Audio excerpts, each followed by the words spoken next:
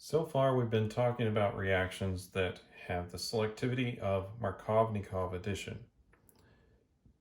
Now, we're going to examine hydroboration oxidation, which is an important example of anti-Markovnikov addition.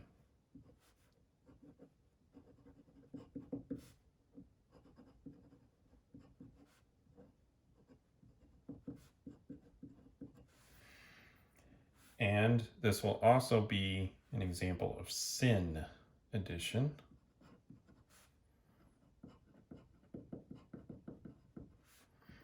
Of water to an alkene.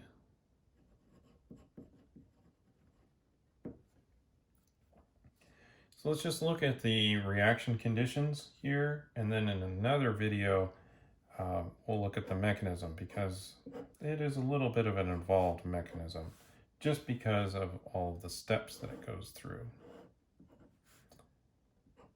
So first we're going to add our boron agent, and you can get this with pre-coordinated with tetrahydrofuran or dimethyl sulfide, and that's a little bit more stable. And then in the second step, we'll have to oxidize the boron off.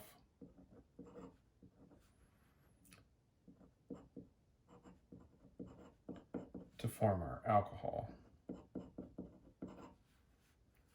And when we do, we will have anti-Markovnikov addition. So in this position, which would normally be where the alcohol goes, we're going to have our hydrogen.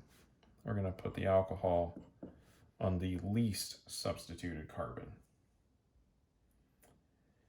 Now, I mentioned that this is syn addition. So let's just talk about that really briefly.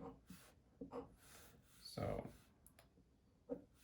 here's a alkene that we can do the reaction with, and it's possible to do the reaction using B2H6,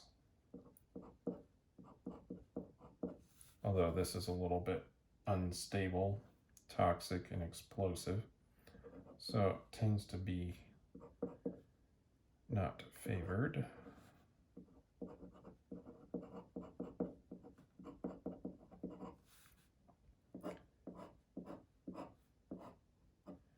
We're going to get syn addition. So in a lot of the cases before, we had anti-addition. This case, the two things that are adding are going to add to the same side. And of course, we'll get the enantiomer of this too.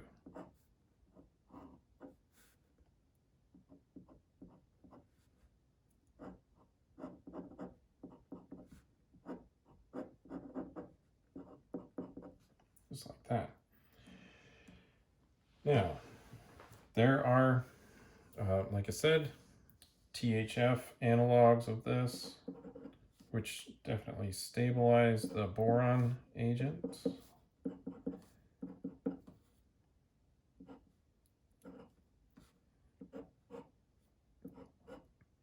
Even more so than when it's bonding with itself. And we've got a negative charge over here on the boron, so you can buy this just like this. Alternatively, the structure for the B2H6 is one that would probably confuse general chemistry students. So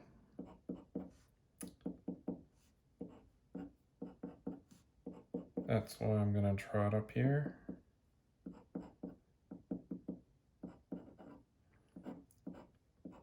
It's confusing because the hydrogens have two bonds, right?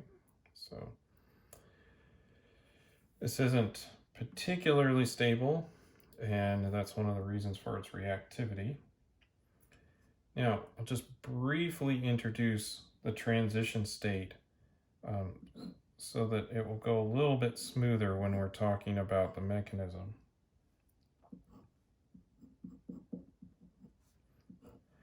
So we have our alkene, and we're going to have our boron agent, and let's just say B3H or BH3, sorry. There's only two there.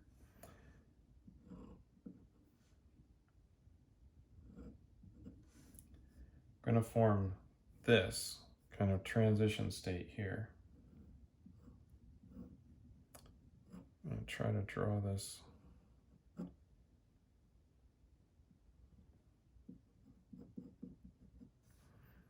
So we're going to have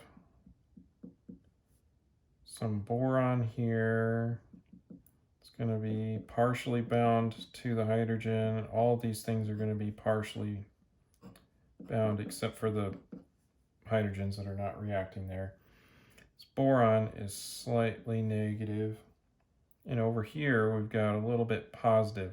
So it's a little easier for that hydrogen to react with that one.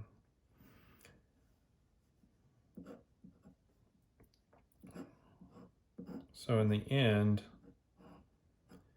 we'll make this, which then the hydrogen adds to, and we've got the boron added there to the lesser substituted carbon. Now, it's possible for it to add here, but in the subsequent steps, you'll see why it tends to go the less substituted carbon, especially when we examine the entire mechanism. So we'll look at that next.